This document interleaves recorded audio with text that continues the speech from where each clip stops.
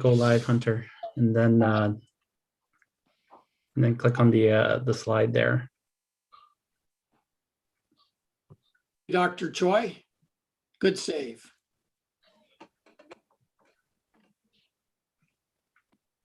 Go live, Hunter, and then you can go ahead and close that tab so that the audio is there. Let's see, where's Go Live? Dr. Choi, good hook, save. Can you hook it? Go live, Hunter, and then you can go ahead and close that tab so that the audio is there. Let's see, where's Go Live? Dr. Choi, Let's good see. save. Can you Yeah, Hunter, just go ahead and close that YouTube tab. That way it doesn't replay. There's like a 20-second delay on there. Dr. Choi, let's see. Can you Yeah, Hunter, just go ahead and close that YouTube tab. That way it doesn't replay. There's like a 20-second delay on there. where's my YouTube tab? I don't see it. Yeah, it should be on your browser. If you just go ahead and close that tab for that. just the browser tab. Yeah.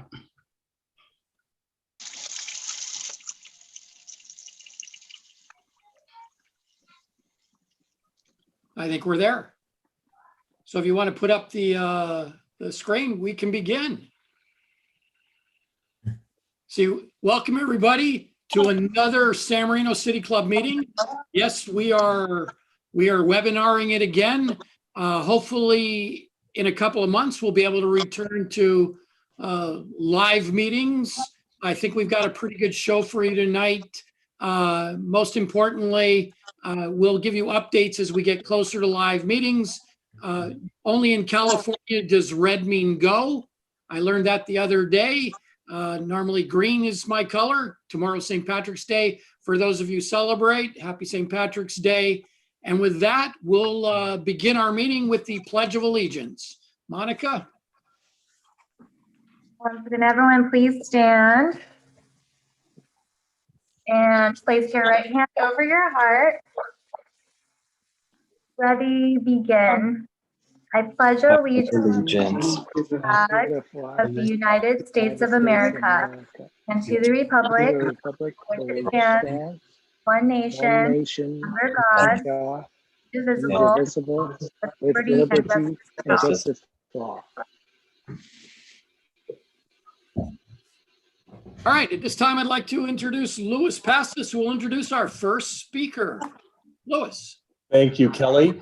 He was the deputy fire chief for Los Angeles for over 17 years.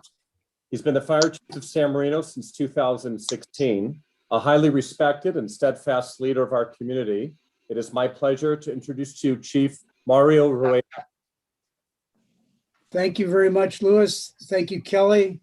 And thank you, Isaac, for the invitation and the opportunity to provide an update on the San Marino Fire Department. First, I want to let you know I just celebrated my 40th year in the fire service. Wow. This past year, in many ways, has been one of the most rewarding and challenging, and I am proud to work alongside the firefighters in San Marino to help keep our residents safe. We could not have done this and kept our residents safe without the support of the city council and our city manager. This past year, as part of the budget process, our council approved the purchase of a new ambulance and other life-saving equipment for the fire department. The council also recently reviewed and approved the city's emergency plans that govern how the city responds to emergencies that impact us. Public safety is clearly a priority for this council. I feel it every day. However, make no mistake, this past year was dominated by our response to the coronavirus.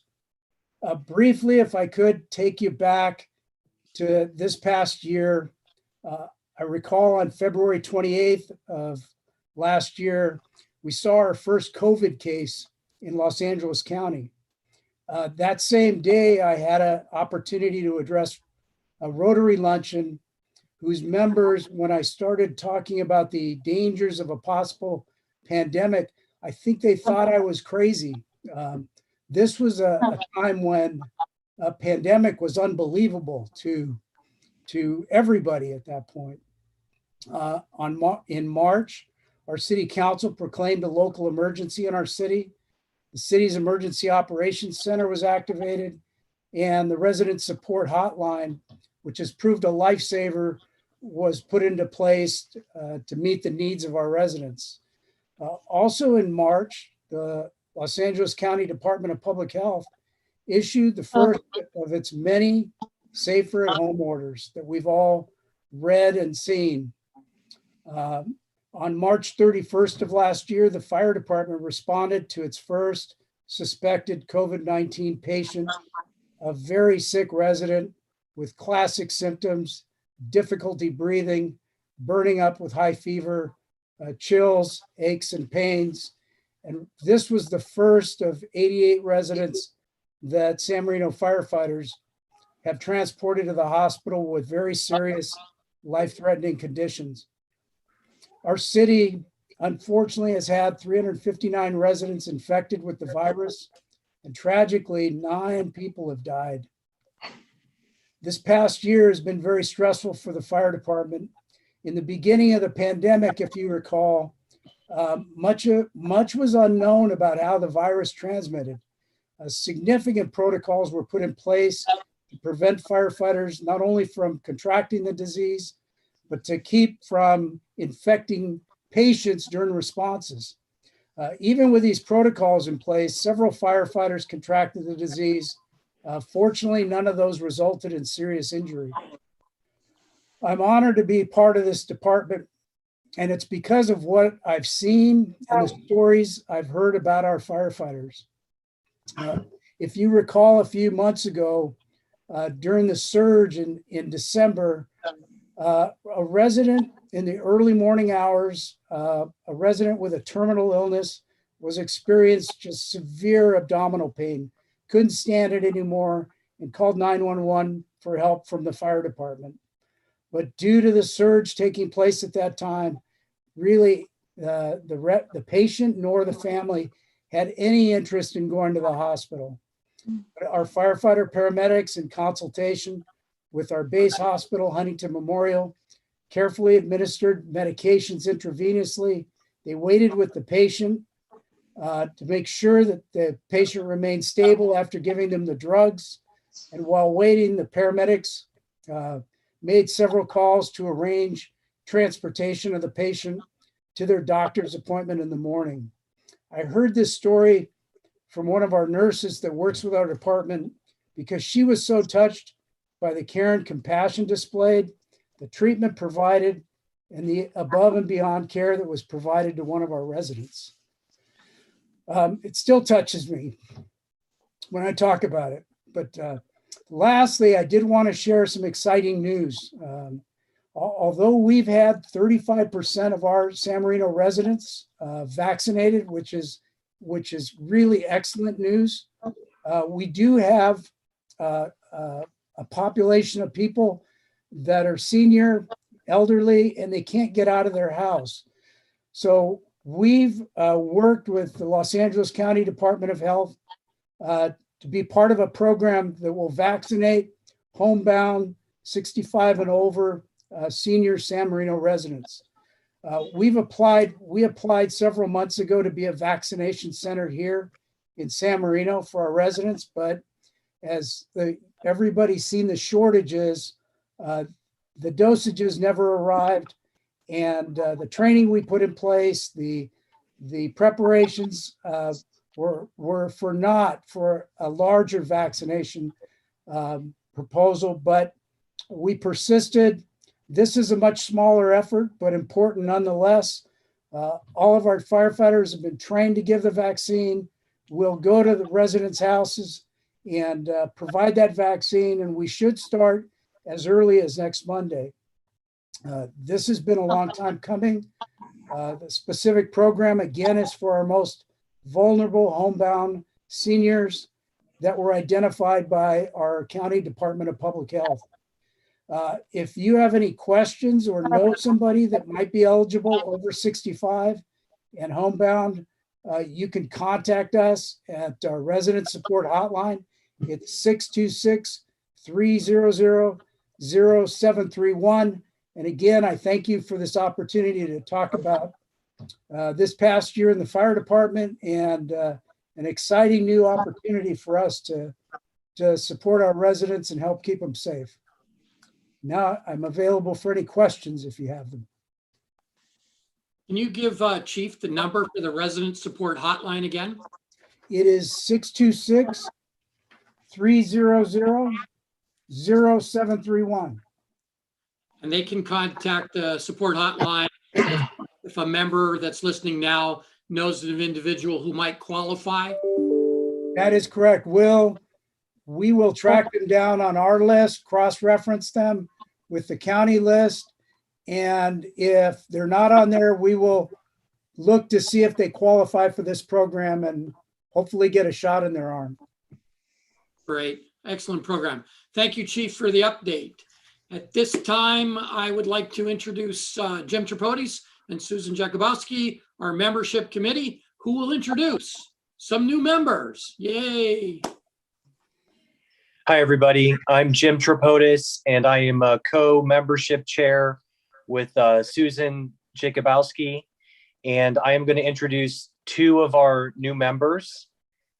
First, I'd like to introduce Erica Endrehonis, and I hope I'm pronouncing her last name properly.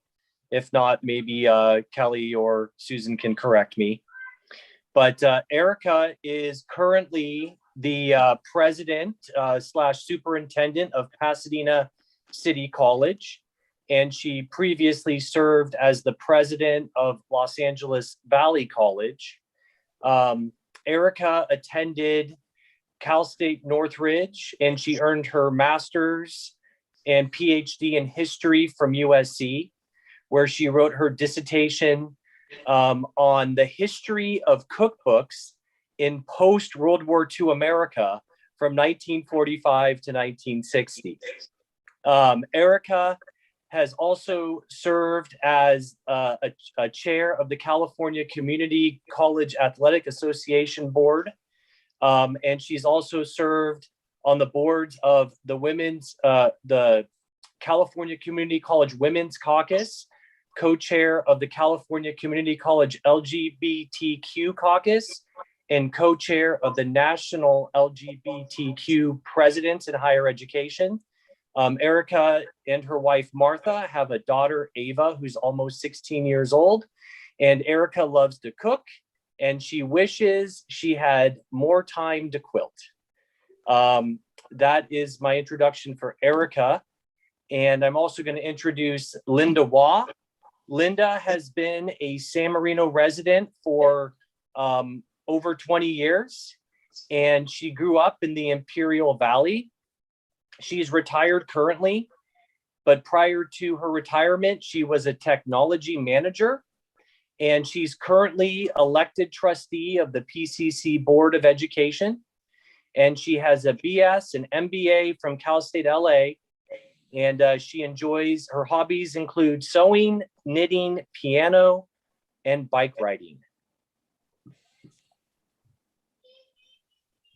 And now I will leave it off to Susan.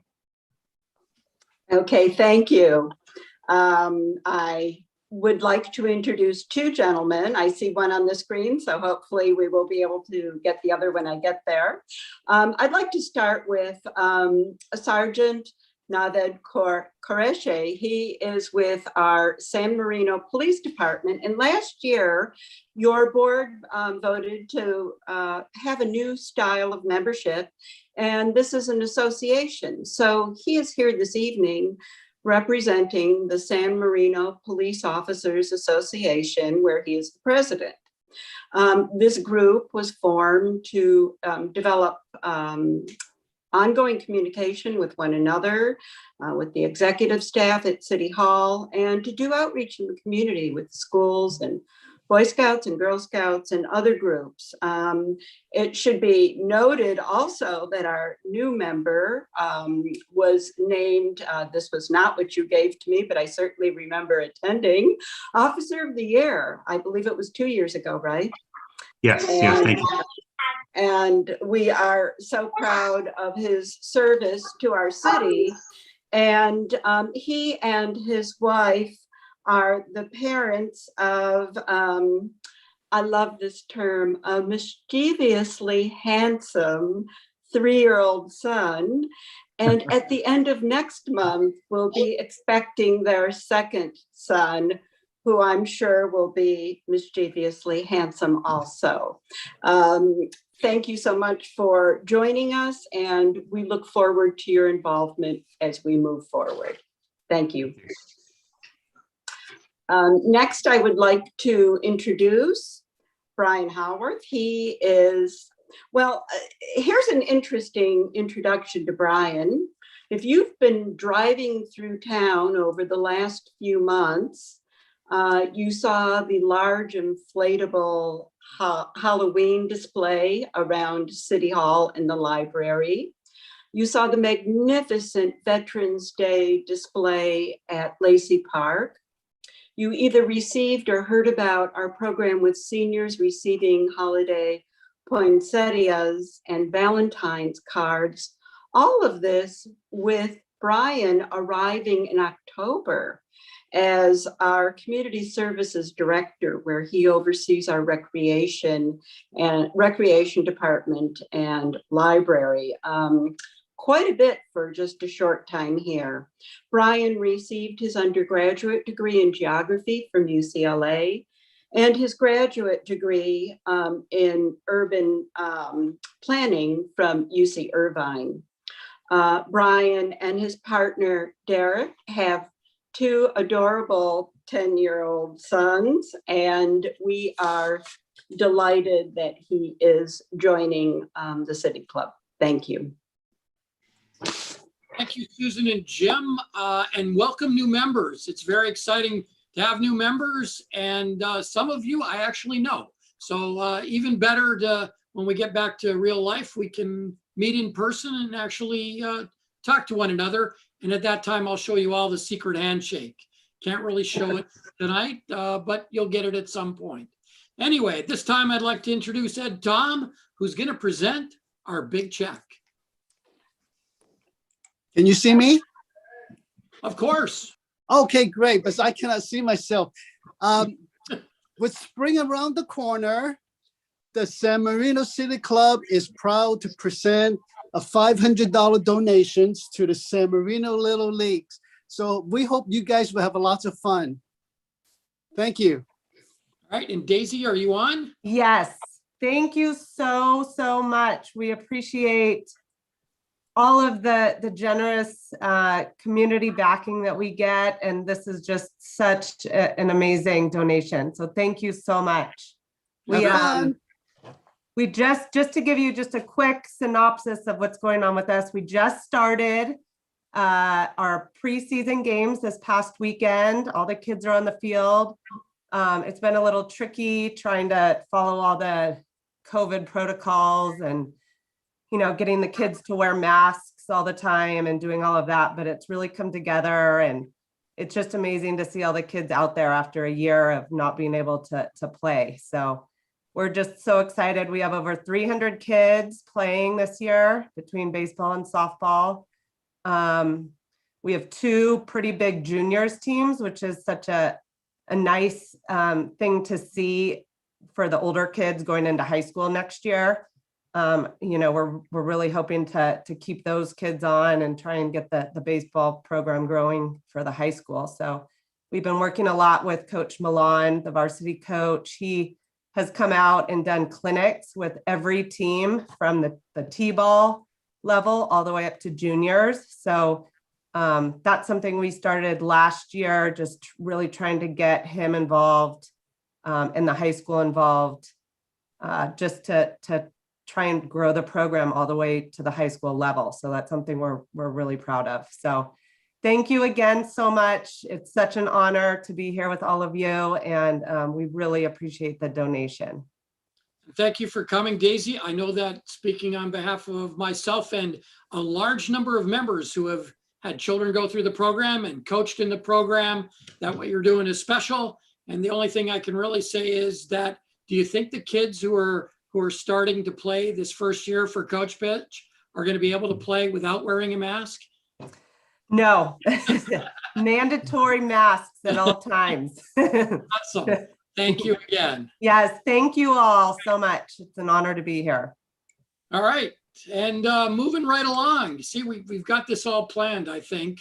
Normally I would have Isaac introduce the next speaker, but because of the relationship between our featured speaker tonight and apparently his coach, who they still talk to each other, I'm going to introduce Lauren Kleinrock instead. Lauren?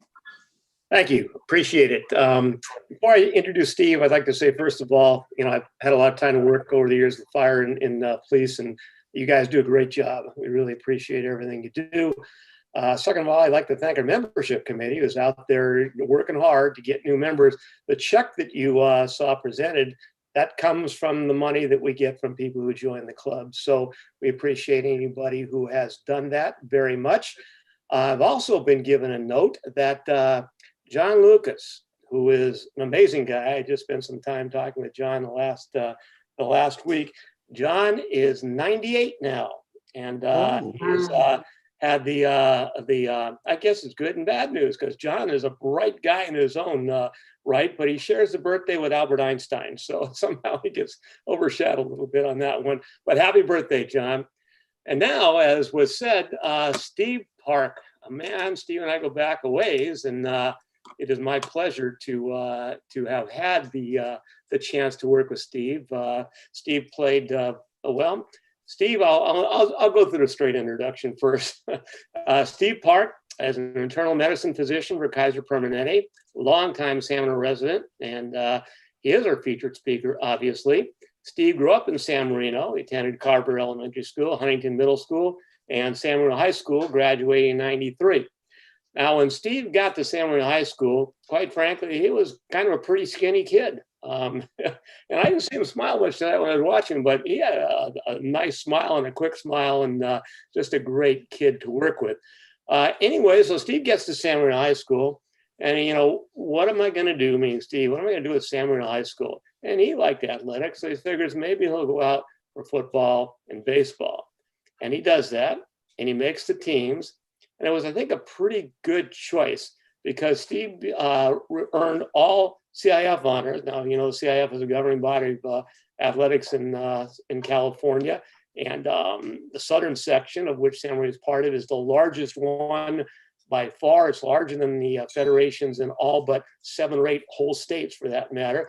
But Steve was selected as all CIF first team in both football and baseball.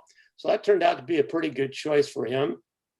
While I was there, he also decided, San Marino High School has got a pretty good academic program, and so maybe he ought to spend a little bit of time studying. And I guess he did that successfully as well, because in that year, 1993, the CIF awards 1 male and 1 female student athlete of the year, and Steve was the Southern Section's student athlete of the year in 1993. Proving he was, it was not just a popular choice among athletes. He completed his undergraduate degree at Stanford University, his medical degree at St. Louis University, and internal medicine residency training at Washington University of Medicine in St. Louis. In 2005, Steve began active duty service in the Navy as a medical officer stationed at Naval Hospital 29 Palms. In 2006, he deployed to Iraq as part of Operation Iraqi Freedom, providing trauma medical care to wounded U.S. service members and the Iraqi Army. He left active duty service in 2009 with the rank of lieutenant commander. Currently, he's a hospitalist at Kaiser Permanente Baldwin Park Medical Center. Steve provides inpatient medical care as well as other roles such as advanced cardiac life support. He's an instructor there and a stroke champion. He was selected the hospital's internist of the year in 2013. So he gets a lot of the year kind of awards. He's been on the front line of COVID inpatient care and has strong interest in promoting preventive health to help people stay out of the hospital. He's married to Jennifer Park, an OBGYN for Fair Oaks Women's Health. They have 2 children, Ryan, 15, a freshman at San Marino High, and Sydney, 13, a 7th grader at Huntington. Steve parents, Brian and Sharon Park, whom I never knew well, but I got to meet them and talk with them. Just wonderful people. And it's no mystery to me how Steve has turned out to be the kind of young man he is. Steve and I had a little interesting text back and forth yesterday. He actually remembers some of the patterns by number that we used to use when he was a receiver. I told him I remembered one bad pattern that he ran against Harvard Westlake, and he didn't square it enough, and it was intercepted and returned 106 yards the other way for a touchdown. Well, anyway, nonetheless, Steve was a great receiver, and I'd just like to give him a hard time to show him he's not perfect. So it's my pleasure to introduce to you Steve Park. Good evening, everyone. It's an honor, especially as a longtime San Marino resident, current resident, to be a part of your meeting. I appreciate the invite. Thank you, Lauren Kleinrock, for the wonderful introduction. Yeah, we go back a long ways, 30 years, it looks like. He was my offensive coordinator in football, my assistant principal at the high school, but he wasn't always so nice to me. I do have a story where I get the mic last. Right. You know, back then, and I'm not sure what it is like now, but only seniors could go off campus for lunchtime. But, you know, one day my junior year, my buddy and I, who happened to just live a few blocks away from the high school, decided to go have lunch at his house over at lunchtime. And guess who's meeting us on the way back at the upper field is Assistant Principal Kleinrock. And just to show you that he's a man of integrity, he did not spare me any leeway, and I got the lunch detention that every other student did that committed the same violation. So no favoritism for the football players, apparently. So I still refer to him and address him as coach after 30 years. It's just my nature, and I do it every time I talk to him. Coach, thank you for everything you've done for me, for the city, and for the school district. And my kids, you know, they're too immature to appreciate or express their appreciation, but I certainly want to do it for them. So thank you, Coach. Thank you. I appreciate that. So, all right, let's get started. Let me get set up here.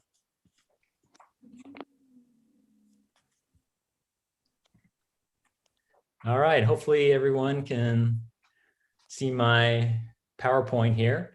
So tonight I'm gonna take a little bit of your time and talk about, in the first part of my talk, my experience in Iraq during my deployment in 2006. And the second part will transition to my job as a hospitalist for Kaiser Permanente, a review of preventive health, and really just kind of giving you advice in how to stay out of the hospital and seeing people like me. Okay.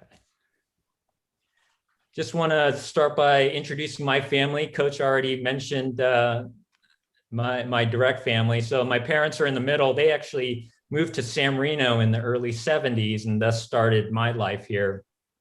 To my left is my brother Andrew, and for you USC Trojan fans, he was their #1 singles tennis player in one of their national championship teams. My son Ryan is in the black t-shirt. Below him is my daughter Sydney. My wife Jennifer's in the white t-shirt. My brother's wife is to her right, and those are my 2 little nephews there. So, and my parents to the day are still in the same house they've been in since the early 70s. So I started off my naval career at Naval Hospital 29 Palms, and that's located on the 29 Palms Marine Base, which is the largest largest base of the Marine Corps. My job there was mainly a primary care physician, took care of a lot of retirees, active duty, and their dependents. So I spent most of my time in the military at this naval hospital. For those of you who don't know where 29 Palms is, it's just past Joshua Tree, if you ever head out in that direction. The main kind of experience of my military career was my deployment to Iraq. And that was from August 2006 to March 2007.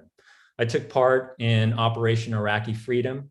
And just to kind of give you a little bit of history and time back then, that operation was launched in 2003. Shortly thereafter, Saddam Hussein was removed from power. And as a result, there was a lot of instability in the country. And that allowed the insurgency in Iraq to really take hold and really put up a big fight against coalition forces there. And as you may remember from that time, there was a very high level of violence. And I happened to arrive there during some of the peak violence during that time. We had a big deployment out there. By the time I'd left there, we were up to 170,000 troops. The Marines and the Navy really took hold in Al-Anbar province. And I'll show you on the map here where that is. And our Army counterparts really took control of the Baghdad area. Our main role was, as Navy in the Navy Medical Corps unit, was to provide medical support to our Marine combat operations. We also took care of Army and also Iraqi Army and police as well. So this is a map of Iraq. The two stations that I was at was, number one in the red star was a base called Al Taqadum, which we referred to as TQ. That was a base right in between Ramadi and Fallujah. And you may remember hearing Ramadi and Fallujah a lot when in stories of a lot of warfare there and violence. The second part of my deployment took part on a base near the Iraq-Syrian border called Camp Korean Village. As you can see there, Al-Anbar province in the western part of the country was where the Marines really took control there. Like I said, the Army was responsible mainly for the Baghdad and surrounding areas. So that's me before our flight heading off to Iraq. And you may wonder why I have such a big smile on my face when I'm about to leave the country for war for 7 months. Well, it's probably because I had just found out my rank afforded me the business class seat. And as someone that always flew coach and flies coach, you can imagine that that was a treat, especially for such a long flight. I was only a lieutenant back then, so I didn't get a first class seat, but certainly business class was appreciated. You'll see in there a picture of inside of one of our military transport planes, and just a sign welcoming us to the Taqadum Air Base in Iraq. So this is what we were there for. This is a picture of our hospital. And it was, as you can see there, it's a pretty basic setup. We have what happens, and I'll show you in some pictures here. People get brought in on stretchers, they get placed on these tables, and we provide whatever trauma care that they need. We have all the necessary supplies behind us. Obviously, it's not your modern day emergency room that we have here in the United States, but it serves its purpose, it gets the job done. On the bottom right there, you'll see that's our operating room. So again, not like your modern hospital. And on top right there is our unit in action there, and I have some more pictures of that as well. So what was our mission? So as I mentioned, we were there in time of war, and people are getting injured, and we're there to help them. And basically how it worked, let's say, for example, a Marine convoy got attacked or blown up by a roadside bomb. So usually all our Marine units have a Navy hospital corpsman to provide initial help, but then they radio in for helicopter support and transport, and that helicopter picks up the wounded and brings them to our facility. So we were the first line of care for our service members that were injured. And it was a pretty basic setup, as you saw. So our job was to really just stabilize and provide any kind of immediate care, surgery, pack them up and fly them to Baghdad, where there's a bigger hospital, more specialists. our wounded would get care there, and eventually they would fly to Germany, oftentimes for more surgery, and then hopefully home back to the United States for more rehab and care. Okay. As you can imagine, in war times, you see all kinds of injuries, and to be honest, just horrific injuries. And the types of injuries that we took care of were severe burns, traumatic amputations, gunshot wounds, shrapnel injuries. We had sniper injuries as well. So some of the worst injuries I saw were our Marines in a Humvee get blown up by a roadside bomb, vehicle catches on fire, maybe they lose a limb as a result, and they have multiple shrapnel injuries as well. And can you imagine all of that in one individual? And so that was the kind of violence that we were seeing. We had this saying in the military, you know, if you can get to our hospital with a pulse, you had a good chance of making it out of there alive. And a lot of the reason is because these are young, healthy individuals and had the best chance possible, even with these severe injuries. But even then, unfortunately, I saw a lot of death. And there's a lot of stories of that I'll save you, but a lot of courage that was shown, and something that I'll never forget. So generally how it works, so when a helicopter would come in, we'd be aware of it. We'd know how many wounded there were, what type of injuries that they had. So our medical unit would be in the top left picture there on standby. So we'd be waiting for the helicopter to arrive. By then we've had assigned teams for each of the individuals that are wounded. So everyone knows what they're doing ahead of time. In the picture there, you see the helicopter. So we have a crew that goes out to meet the helicopter, go grab the wounded on the stretchers and bring them to our hospital.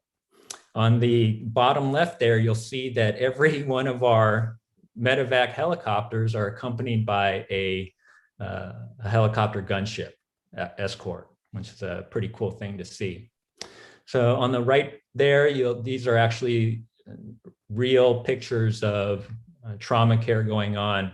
That was our X-ray machine. Any of you know that are familiar with X-rays, that's not what it's like here in our hospitals, right? These are pretty primitive devices, pretty basic care that we were able to provide here.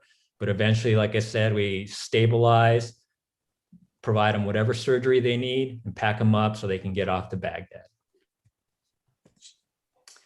I was fortunate to be part of a specialized unit in our deployment there, which was our mobile medical unit. And so basically, we would train to set up a fully functioning emergency room in the matter of several hours in this tent that you can see behind us.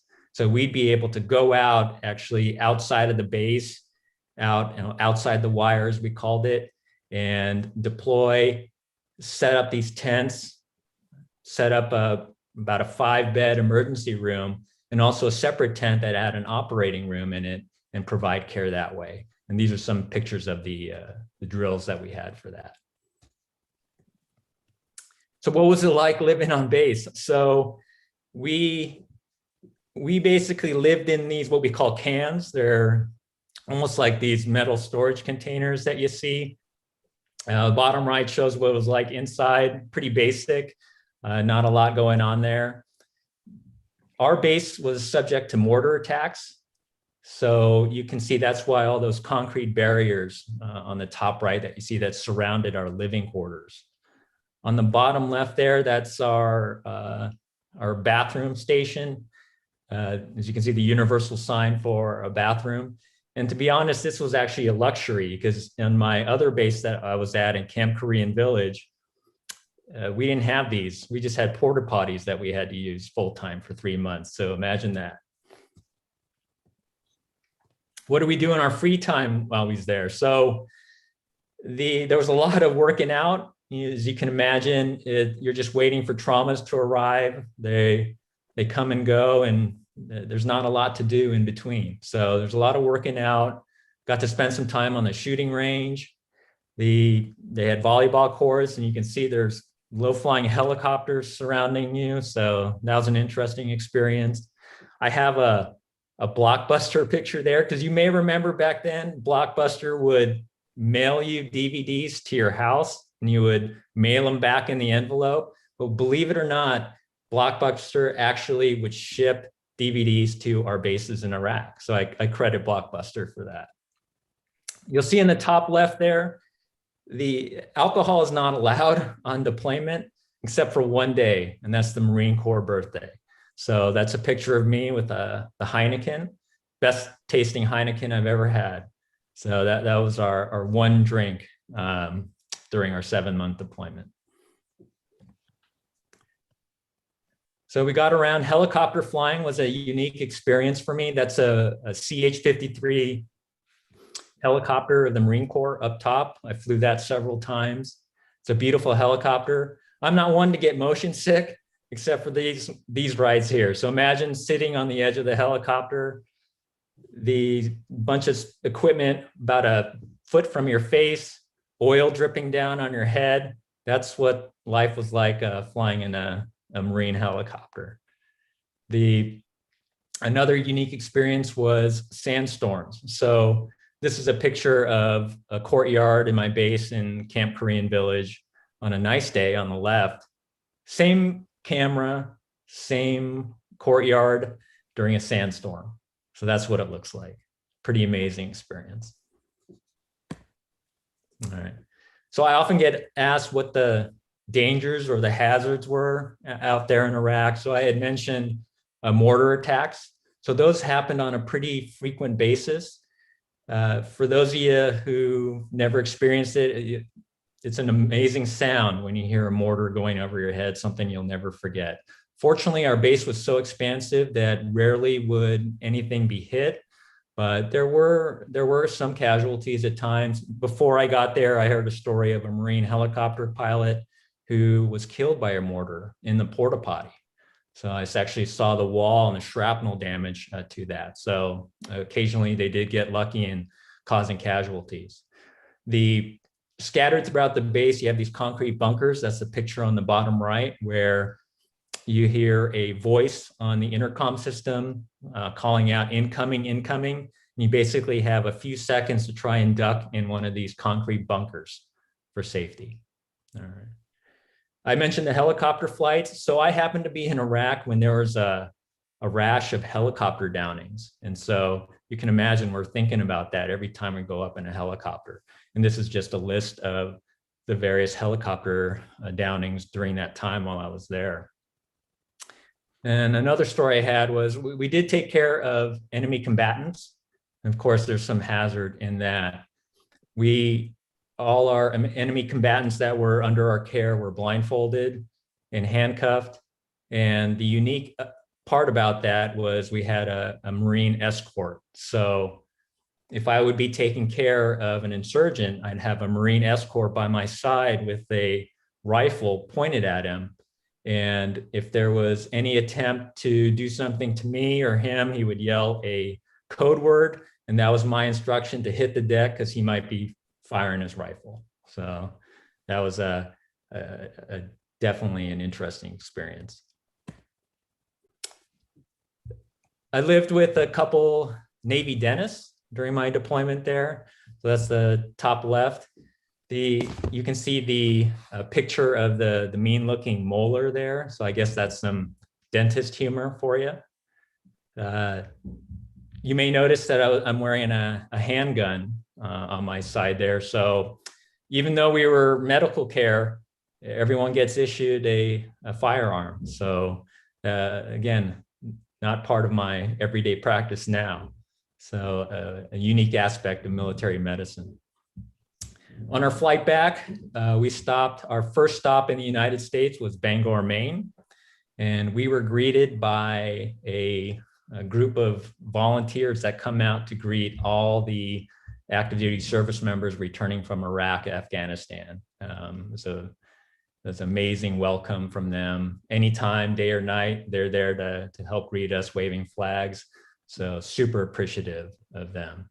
And the bottom picture is my second beer of my deployment at me and my dentist buddy buying our Navy hospital corpsman a round of beer on our way back. these are just some of my other favorite pictures from the deployment. From top left, again, one of our Marine transport helicopters. And the bottom left was a special one because in the distance there, that's the group that's coming to replace us on our way out. And I included this picture because I left deployment or left for deployment when my son was 7 months old. So I missed his first birthday, his first Christmas, walking, talking, I missed all that. And it's a small sacrifice, but it's nothing compared to the sacrifices of others, the multiple deployments they've been through, and obviously the ultimate sacrifice of losing your life. So to all those veterans that are watching, thank you for your service. I certainly appreciate it. And we certainly remember all those that didn't make it back either. Okay. Well, that's my Iraq experience. So we'll transition to the second part of my talk. So as Coach Kleinrock mentioned, I'm an internal medicine physician for Kaiser Permanente. I work in their Baldwin Park Medical Center in this building here. So you may see it when you drive on the 10 freeway eastbound, just past the 605 freeway, you'll see this kind of futuristic looking building to your right. That's my hospital. Wow. Looks nice. Yeah, it is. It's a neat looking building. So I'm a hospitalist. So what is that? That's a specialty of medicine that just does inpatient care. So as a hospitalist, I don't have an outpatient clinic. If you're seeing me, it's because you're sick enough to be in the hospital, unfortunately. We take care of all kinds of illnesses. These are just some of the conditions that I help take care of in the hospital, everything from heart attacks to pneumonia, strokes, kidney failure, liver problems, a variety of different infections. Obviously throw COVID in there as well. We had a lot of that. Unfortunately, that's getting better. We help our surgical colleagues out with managing their medical conditions while one is in the hospital. So basically, if you go to the emergency room and the emergency room doctor thinks you're sick enough to be in the hospital, then he or she will call us, we'll come see you, admit you, we'll make daily rounds on you, and hopefully get you home. Okay. And obviously we do this in partnership with your primary care provider. So what we know, it's kind of self-intuitive that the more chronic illness you have, the higher the chance you are of being hospitalized. And once you are hospitalized, the more chronic illness you have, the higher chance you're not going to do so well. So what I mean by that is either ending up disabled because one of your organs is not doing well, or even death.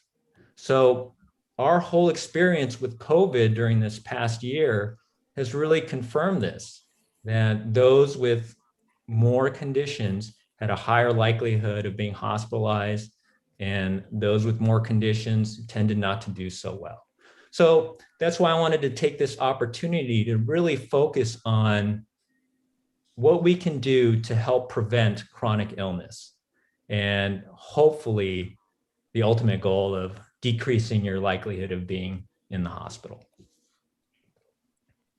So staying out of the hospital. So there's a lot of factors, obviously, that go into it. Some of that are under our control and some are not.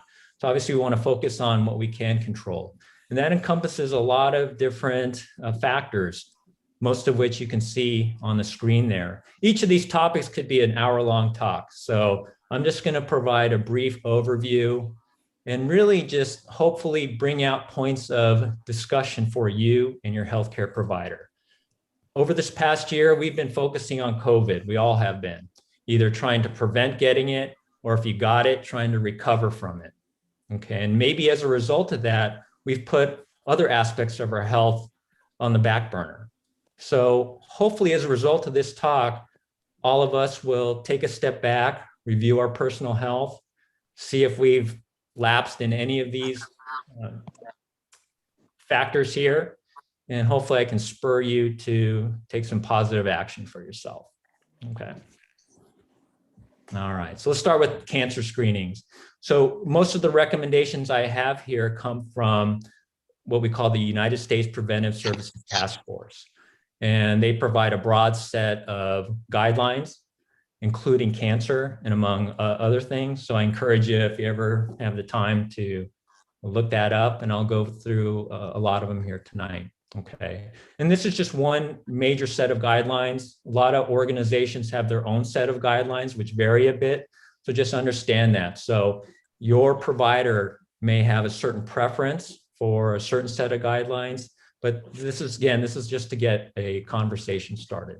Okay, one of the important concepts to understand is average risk, and these guidelines are for people with average risk. Certain cancers have higher risk factors, things like family history. You might have a certain lifestyle factor that can put you at higher risk. Your race can put you in a higher risk category as well. So it's important to understand that if you fall into a higher risk category, your screening guidelines may and will likely be different. Okay.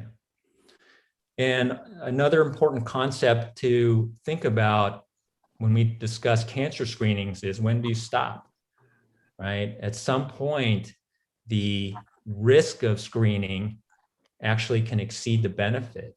And then, believe it or not, there are risks to cancer screenings, and we can go over some of those specifics.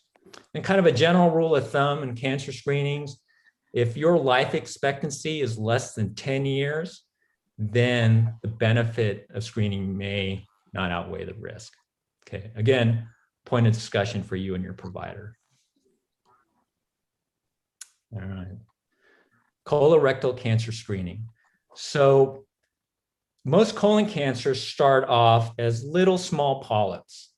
Some of them grow into precancerous lesions, which eventually grow into bigger cancers. So it's a slow growing process. And so we have a window of opportunity to try and capture these precancerous lesions or polyps. And that's the point of colon cancer screening. For those at average risk, it generally starts at age 50. Now, there actually has been a recent draft recommendation to lower that beginning screening age to 45. And generally we'll go up to age 75, but we all know we're living longer. People are having longer lifespans. So that advanced age from 76 to 85 is a point of discussion between you and your provider, what we call a shared decision on whether you should continue colon cancer screening at that point. Okay, there are a handful of ways you can get colon cancer screening. Okay, the colonoscopy is the one that is commonly done. It's generally every 10 years. You have a flexible sigmoidoscopy, which looks at just the end part of the colon. That's every 5 years. And then you have a CT colonography, which is basically like your general CT scan, which can look at the colon as well. It's not widely available, but it is an option at some places. And then for those that don't want to have a procedure for whatever reason, there are stool tests. And because those are less sensitive, they are required to be done more frequently, usually every year. Okay, so just know that you have options in there. There is some risk involved with colonoscopy. It's a small risk, but there is risk. So again, it's a discussion for what's best for you between you and your provider. And hopefully you can catch something like in the top lesion at your 5 o'clock position. You'll see a polyp there before it gets to something like in the bottom picture there. Okay. Lung cancer screening. So one of the unfortunate things about lung cancer is that by the time it causes symptoms, whether it's an unusual cough or a bloody cough, or sometimes a blood clot in the lung, it's usually too late to cure it. Okay, 75% of the time it can't be cured if you wait until it causes symptoms. So that's where lung cancer screening came about.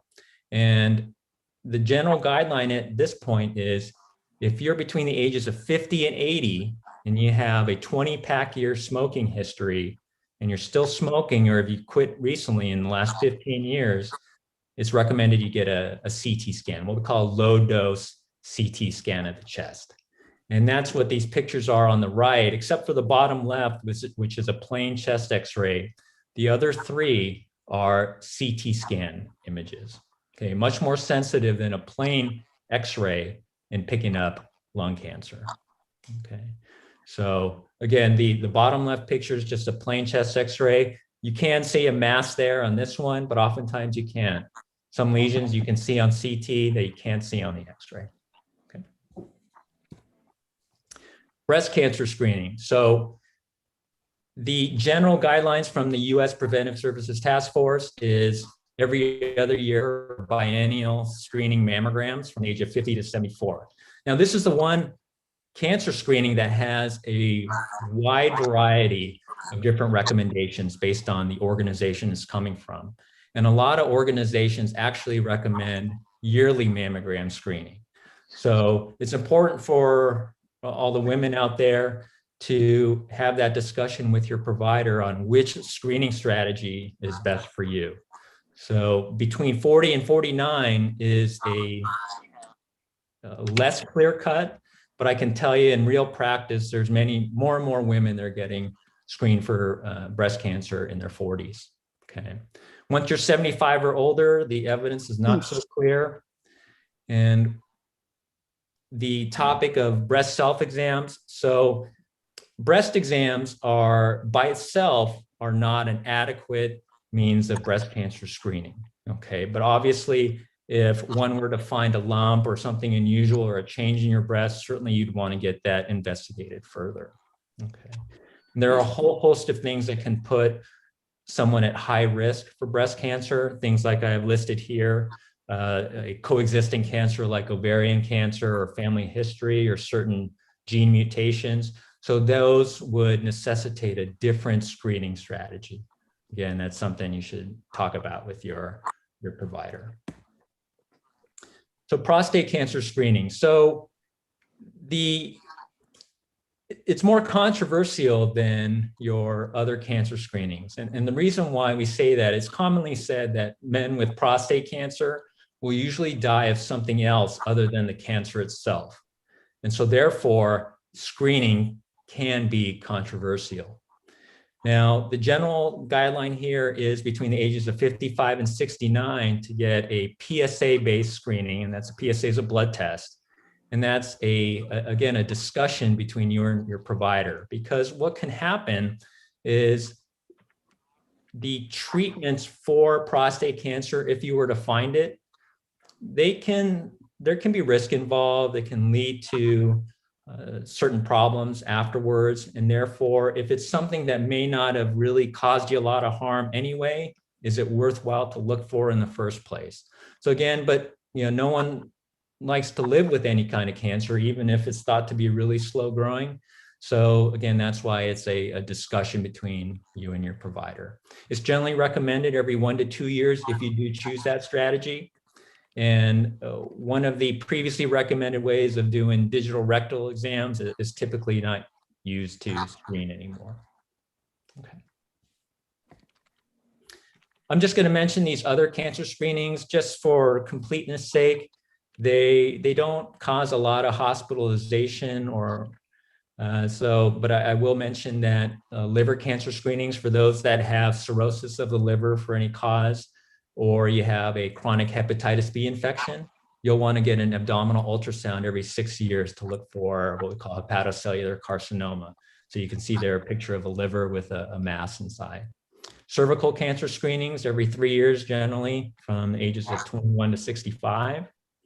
And skin cancer screening, particularly for things like melanoma.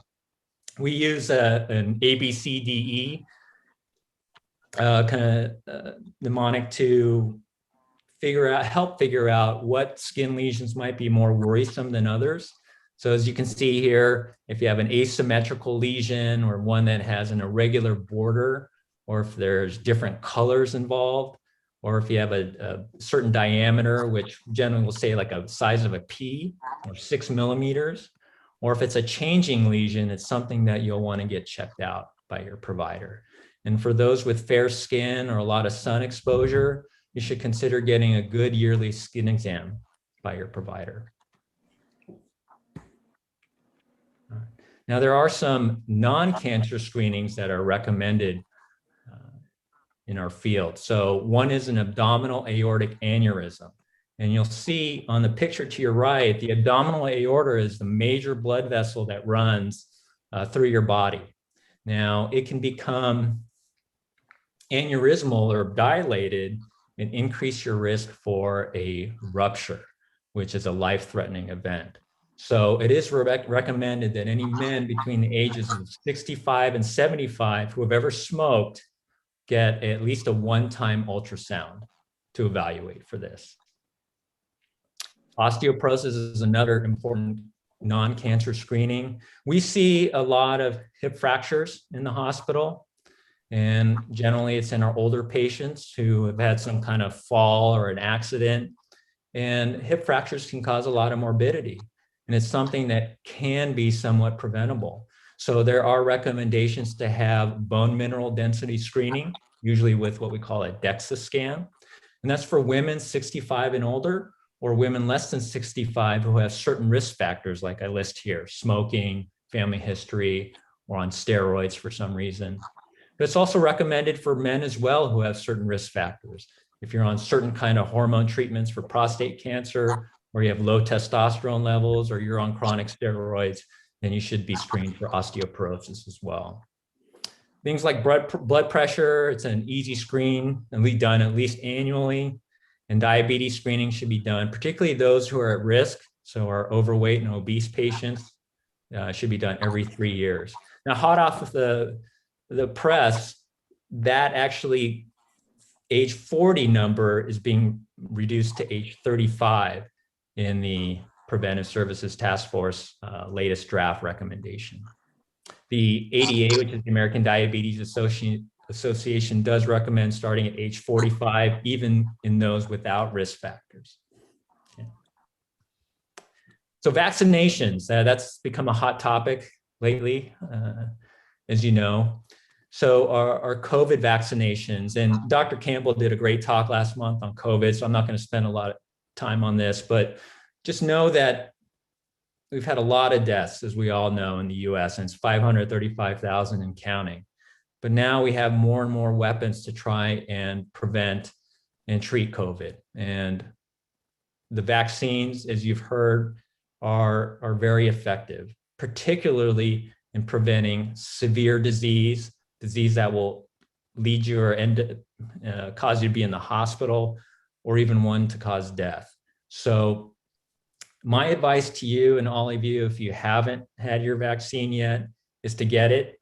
Get whichever one you can get as soon as you can. Okay, they're all effective, all highly effective in preventing you from having to be in the hospital and see me. Okay. Influenza, we all know, we commonly know it as that couple day period where you get knocked out, put in bed for a few days, can't work, can't go to school. But it's important to realize that it causes a lot of morbidity and death every year. If you look at various studies, you'll see 12,000 to 60,000 deaths annually. There was one year where a study was done that the vaccines prevented over 100,000 hospitalizations due to flu. So it's not the most effective vaccine, but it is still effective. The general number is about 50%. So it's certainly something that I would recommend every year. Okay, and it could be that the COVID vaccine could be something that becomes a yearly thing as well. Time will tell. Okay. Another vaccine that's not as commonly talked about as the flu vaccine is the pneumococcal vaccine, or what we call the pneumonia vaccine. Strep pneumoniae is the leading bacterial cause of pneumonia. Okay, COVID and influenza, those are viral illnesses. This is a vaccine against a bacterial pneumonia, the most common one. So there are two types of vaccines. The PPSV23 is an effective vaccine. It's 50 to 85%. Fortunately, this is something generally you need only to get one time. It's recommended at it's 65 or over. If you have certain conditions, it's recommended to get it before the age of 65, then to get a second dose at least 5 years later. So if you don't ever recall getting a pneumonia vaccine and you're over 65, then it's something that I would talk to your provider about. Okay. So diet. Now, for those of you who feel like you could do better in your diet for whatever reason, you want to lose weight, you just want to feel healthier or make a change, there's so many diets out there. It's beyond the scope to really talk about it. My advice would be just to pick one that works for you, okay? And one that you could stick with. For me, the main principles are really moderating what you eat and also portion control. And so there are various strategies to do that, doing that. One way would be calorie counting. So this is just one example of an app that I actually use myself to count calories. It's easy to do. You just put the food in, you can scan the barcode.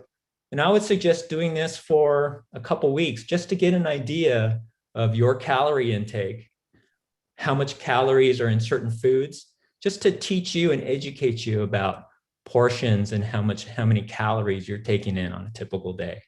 You'll find it can be pretty surprising. Okay. And obviously, I think we all understand the benefits of a low salt diet. We do see people in the hospital with congestive heart failure because they've had too much salt, too much fluid buildup in their body, and something that may have been preventable with just a healthier diet. Now, it is the year 2021, right? And people are still doing studies about how many fruits and vegetables you should have each day.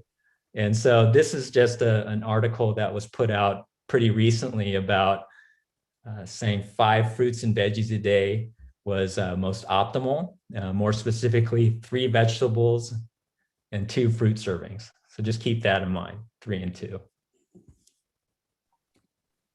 Physical activity. So this is a big one for me that I believe in just because of the countless benefits to it. And this is just one chart of all the benefits you can get from physical activity. They're not just physical benefits, but they're also mental benefits as well. I'm not going to go through them. You can see them all there. But the point is, physical activity can do so much for you in so many ways. The official guidelines are by the American Heart Association is to get 150 minutes of physical activity, and that's moderate intensity aerobic activity per week. Ideally spread out over a number of days, so 30 minutes, 5 days a week would be a good plan for you. And so these are some examples of moderate intensity activity: some walking, dancing, doubles tennis, moderate biking, water aerobics, if that's something you do or have a pool. In addition to that, AHA recommends doing a couple days a week of muscle strengthening activity as well. So obviously the aerobic activity is great for your cardiovascular system, but you also want to keep your muscle strength up as well, particularly as you get older, for the mobility benefits, and also to help reduce your risk of falls as well. Now, yoga is something that I found, I picked it up in the past year. I've fallen in love with it, and I can see how it could be a major benefit to really all age groups, particularly as you get older. The benefits of yoga in terms of helping with your balance, flexibility, will reduce your risk of falls. So if you're looking for something to do, yoga is a great thing to pick up. You can learn it easily. There's plenty of videos out there on the internet. So check it out if you're interested in a very low impact activity that anyone can do. So how do you go about doing this? Well, I think this is your chance to be creative. We have great weather in Southern California. Take advantage of your outdoor walks. I know my parents, they like to go to the Huntington Library and walk there. On bad weather days, go to the mall and join a gym. Unfortunately, my gym, Gold's Gym up in Pasadena, closed down during COVID. So I've been searching for a new gym and I just found one. For those that are looking for one as well, Planet Fitness in Temple City is just opening back up. $10 a month, no contract. You got plenty of exercise equipment. They're following COVID distancing protocols. So if you need that sort of motivation or you need access to treadmills or weights, just one thing to consider is joining a gym. Again, this is just one example of a low-cost one. Find an exercise partner, make yourself accountable to someone, whether it's someone in your household, someone, a friend of yours. It's always more fun to do it with someone else, okay? And the other trend is an exercise bike. So you have Pelotons, there's other manufacturers with indoor bikes. I know my wife got one this past year, loves it. So again, just an idea. And there are plenty of home videos out there for all sorts of physical activity. There's a lot of stuff on YouTube that's free. There's beachbodyondemand.com that has a lot of exercise videos, yoga videos. So if you need any help looking for that stuff, I'd be happy to help you. Obesity. So I think we all understand that it has a lot of implications on your health. And these are just some of the medical conditions that obesity is strongly linked with. Anywhere from heart disease, stroke, various cancers, sleep apnea. So one thing to gauge on whether you fall under the obese category is simple by calculating your body mass index, or what we call it, your BMI. And you can do this, you can Google calculate BMI. You put in your weight in pounds, it'll convert it for you. And you put in your height and it'll give you this number. So ideally, you're in the less than 25 category, but the further you are down this list, so the higher you are, particularly if you're getting into your upper 30s or 40s BMI, then I would really suggest that you take a good look at your diet and your physical activity and what improvements you can make there. Because COVID showed us that obesity is a major risk factor for disease. And here's one stat here about 78% of people being hospitalized for COVID were classified as overweight or obese. So again, simple measurement to do just to see where you're at. Substance use, I'm just going to briefly go over these. I think we all know the dangers of smoking. We see a lot of the complications of it in the hospital, whether it's COPD or lung cancer or the complications of lung cancer. If you're looking to quit, talk to your doctor. There are multiple different strategies, not just medications or nicotine replacement. So it's one of the best things you can do for your health if you are smoking. Alcohol, there's a certain amount where you're considered an at-risk drinker. These are the amounts that are considered at-risk drinking. Yeah, you can see there. So high alcohol intake over time can lead to a variety of different conditions that could lead you and make you end up in the hospital. Certainly pancreatitis being one of them. Alcohol intake's linked to a variety of different cancers. And also we all know that alcohol over time can damage your liver and cause what we call cirrhosis of the liver, which is a very difficult condition to manage and certainly something that can be preventable. So chronic disease management. So hypertension, one of the most common medical conditions out there, more prevalent as we age. Now, if you're going to the doctor, maybe once a year, that might be your only time your blood pressure is ever checked. And is that a good representative measurement of your blood pressure? I would argue that it's not. And I tell a lot of people to consider getting your own home blood pressure cuff, even if you don't have hypertension or if you're not on medications for it. And to measure your blood pressure, log it into a diary. Every time you go see your healthcare provider, take those numbers with you. So as you see, the more data points I have, the better understanding I have of your blood pressure, the better informed decision I can make about whether you need treatment or not. But particularly for those that do have hypertension or are on medications for it, I would strongly recommend you get a home blood pressure cuff. You can get the arm or the wrist. I personally prefer the arm. This is just one example of one on Amazon. This is a more expensive one, but they're generally very cheap, on the order of $40 to $50. So it's a good investment and something that that will help your providers manage your blood pressure.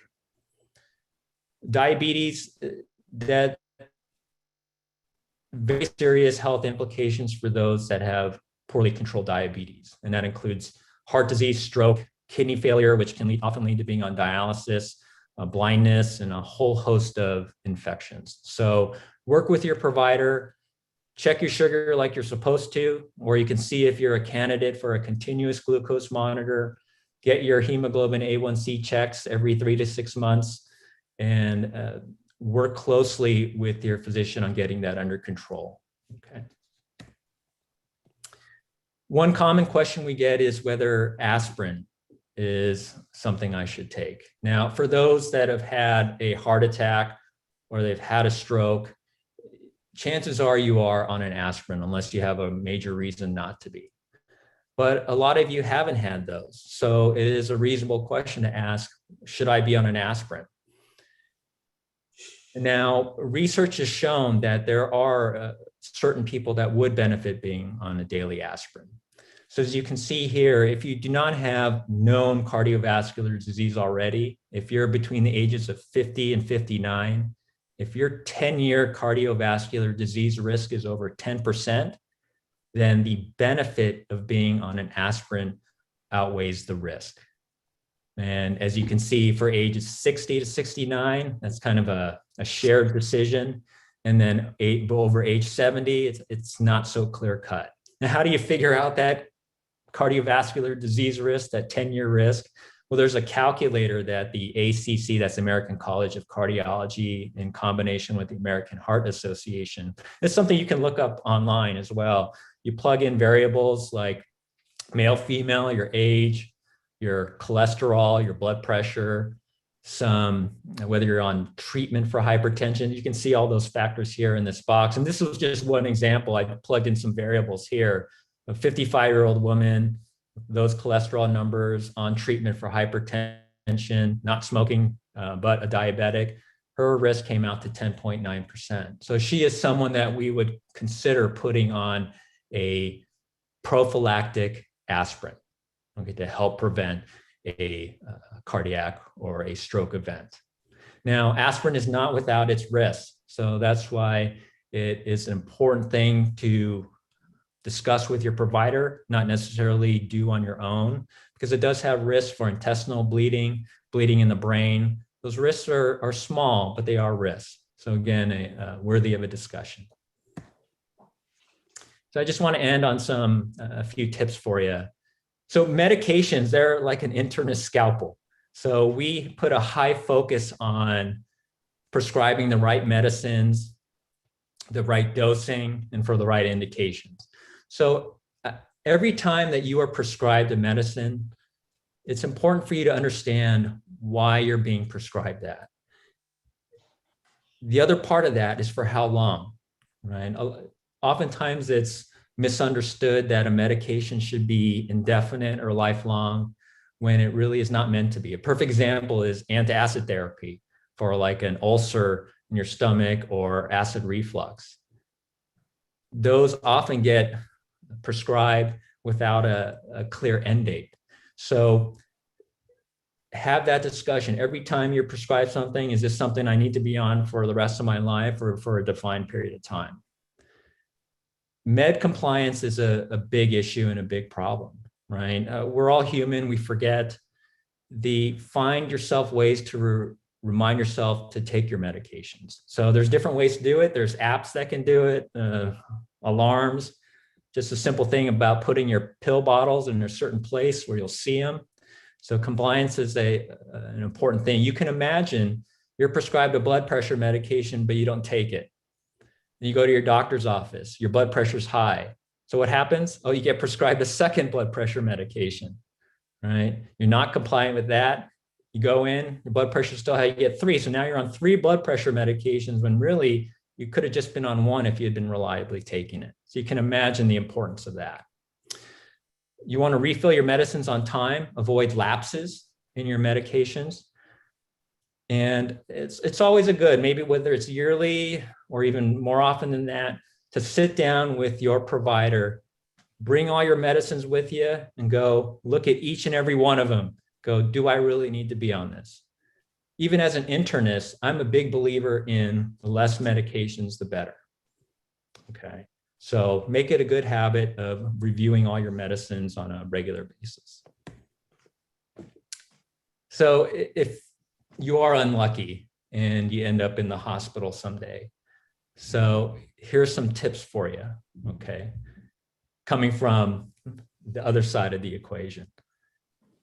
Anyone who's been in the hospital probably knows you have to tell your story multiple times. So be prepared for that. And what helps you and what helps us as your provider is to be organized with your story, what we call your history. So being on a chronological timeline, focusing on the important symptoms and being concise, that will help because the history is everything in our field, okay? Makes a big difference in which avenue we go down and looking and trying to figure out what's wrong with you. So the history is a vital piece of the information. The better organized you have it allows us the more efficient way to take care of you. Okay. If you are being hospitalized, make sure you understand why. Okay. What's your diagnosis? Maybe you have several different diagnoses. Understand what tests need to be done, whether it's blood tests, x-rays, maybe you need endoscopy, maybe you need a biopsy. Understand, have a discussion about the risks and benefits of those tests, and go through that treatment plan on a daily basis with your provider, okay? Being in the hospital is a stressful time. We want to make it the least stressful that we can for you. And the way we do that is really by communication with you, trying to educate you on what's going on. So have that discussion. Don't let it be just a one-way street. It's a two-way discussion between you and your provider. And hopefully that'll help ease your mind, ease the stress, and help get you through your hospitalization. Okay. Questions inevitably pop up. So write them down so you don't forget them. Have that list table side. So when your doc comes in, you'll be ready to ask him or her some important questions that, again, will help your mental well-being in the hospital. Okay. And the last major piece is chances are when you leave the hospital, you're going to be on some new or different medications than when you came in. So it's really important to understand what those changes are, why you're on those medications, and the reason for those changes. So that's a process we call medication reconciliation. Okay. If you have any questions about it, talk to the nurse. If the nurse doesn't know, that should be escalated to the doctor. Okay. That's a really important part because this aftercare of being in the hospital is what's going to hopefully get you back to being 100%. Okay. And enjoying life. So my takeaways for you, review your personal health. Okay. Not only that, do that for a loved one of yours, your spouse, your child, your mother, father, brother, sister. Okay. Get them to review their personal health. Ask these questions. Am I up to date on my screenings, my immunizations? Can I make improvements in my diet and physical activity? Calculate your own BMI. If you don't know it, just for fun, calculate that. It's easy to do. Review your medications. Ask yourself what, why, and when. And then make that effort to see your provider regularly. Okay, as you can see here, there's a lot of stuff that goes into your preventive health. Okay, and maybe all of it cannot be addressed in every visit, but at least chipping away at it, and hopefully over time, it'll all be covered and you'll have the least chance possible of having to see someone like me in the hospital. Okay. And I challenge all of you as you've invested the time in listening to me. So I'm going to challenge you with one thing, just to take one action from what we've talked about tonight. Okay. Whether it's catching up on that colonoscopy that you've been putting off, or getting that pneumococcal vaccination, or exercising one more day a week than you have been. Just do one thing for me. You'll make me extremely happy. So thank you all, everybody. I wish you the best of health. It's been a pleasure and an honor to have your time. And my information's there, my email. Be happy to answer any questions that you have, just email me, and certainly any questions you have tonight. So thank you, everyone. Thank you, Steve. Steve, due to the time constraint, I do see a lot of good, nice comments at the Q&As.